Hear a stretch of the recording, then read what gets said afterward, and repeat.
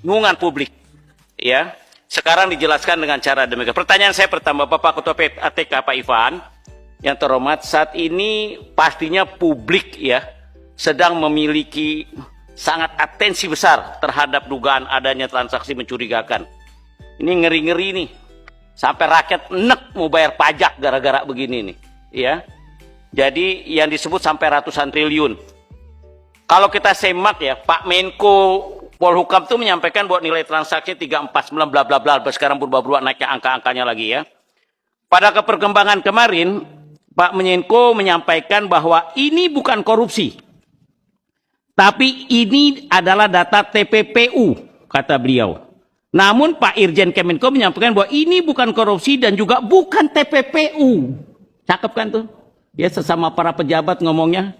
Ya. Yang kemudian menjadi pertanyaan adalah, sebenarnya transaksi apa sih Pak Ivan? Ya, transaksi apa? Angka sekian ratus triliun ini jenis kelaminnya apa ini? Jenis kelaminnya, ya, biar jelas. Jangan sampai nanti hal ini menjadi pertanyaan publik. Di mana ujung-ujungnya data itu dianggap nggak masalah, ujungnya nanti santai aja ujungnya, ya. Oleh karenanya saya minta ketegasan dari Pak Ivan Ketua PPATK untuk memberikan pernyataan yang clear. Data 349 ini bermasalah apa tidak? Ya. Jika bermasalah, kaitannya dengan apaan sih? Gitu. Korupsikah? TPPU kah yang ditanyakan ketua tadi? Penggelapan pajak kah? Supaya jelas. Jadi jenis kelaminnya ini hamba Allah satu ini biar clear, ya. Apa gitu. Selanjutnya yang kedua, kalau dilihat apa yang disampaikan oleh Menko bahwa persoalan yang diungkap PPATK ini terkait dengan data sejak 2017. Ya. Yang kemudian menjadi pertanyaan adalah apakah data tersebut tidak ditindaklanjutin sehingga menjadi persoalan sampai sekarang, atau kenapa sehingga dianggap masih relevan untuk diungkap saat ini. Nah, jika memang ada transaksi mencurigakan sejak 2017 yang kemudian ditindaklanjuti oleh aparat penegak hukum, kenapa nggak langsung dilaporkan presiden? Itu. Bukankah PTK ini langsung berada di bawah presiden, Pak Ketua, Pak Ivan? Jadi pertanyaan-pertanyaan ini detail, mendasar, dan publik jangan dibikin bingung. Jangan sampai gara-gara kesalahan Anda para pejabat keuangan di Republik ini mengganggu pembayaran pajak di negara kita. Itu perhatian. Terima kasih. Assalamualaikum warahmatullahi wabarakatuh. Analisis dan hasil pemeriksaan itu adalah informasi yang mengandung tindak pidana pencucian uang berdasarkan hasil analisis PPATK. Jadi jika dia tidak ada kandungan indikasi TPPU, dia tidak mungkin akan disampaikan kepada pihak manapun juga. Akan didatabasekan ke database kami. Jadi kami punya kewenangan untuk mendatabasekan. Nah, jika dia sudah keluar sebagai produk HA dan HP, itu tentunya kami berkeyakinan sudah ada indikasi tindak pidana pencucian uang. Nah, yang kita sampaikan ke Kementerian Keuangan itu memang karena sekali lagi bukan ngajar, ini bukan menggarami laut. Ini memang karena ketentuan pasal 74, tidak lebih dari itu. Jadi jika kemudian terjadi korupsi di internal Kementerian Keuangan, kita tidak akan sampaikan hasil analisisnya kepada Kementerian Keuangan karena Kementerian Keuangan bukan penyidik tindak pidana asal hasil analisis seperti RAT.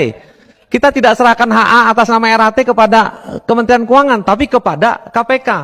RAT, GHTP, BA, kemudian DW dan segala macam itu kita serahkan kepada KPK. Jadi kalau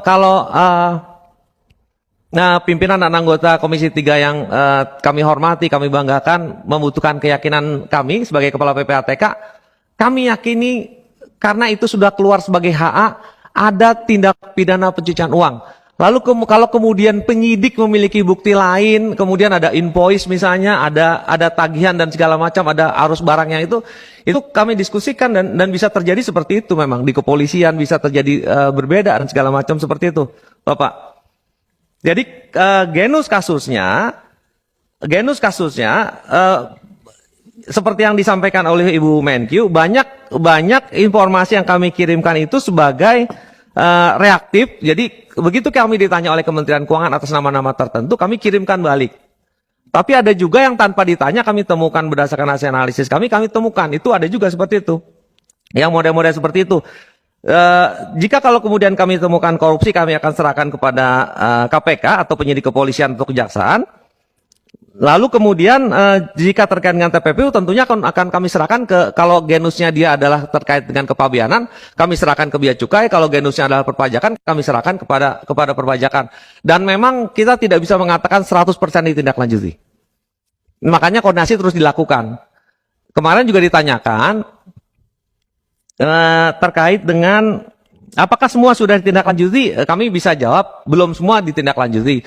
Ada yang masih dalam penelahan, ada yang sudah ditindaklanjuti sampai finish, misalnya sudah dipecat, sudah dihukum, sudah ada P21, sudah dilakukan mutasi dan segala macam, banyak juga seperti itu. Tapi banyak juga yang belum ditindaklanjuti dan kami terus koordinasi. Dan data yang kami sampaikan itu, mohon maaf, Bapak, bukan dari 2017 tapi 2009. 2009 ya. Ya, yang saya sebutkan tadi 249 itu dari 2009. Itu ada 300 hasil analisis yang kami sampaikan. Ada yang sudah selesai, di dalamnya situ ada yang namanya GHTP Gayus. Itu sudah selesai, sudah dihukum dan segala macam.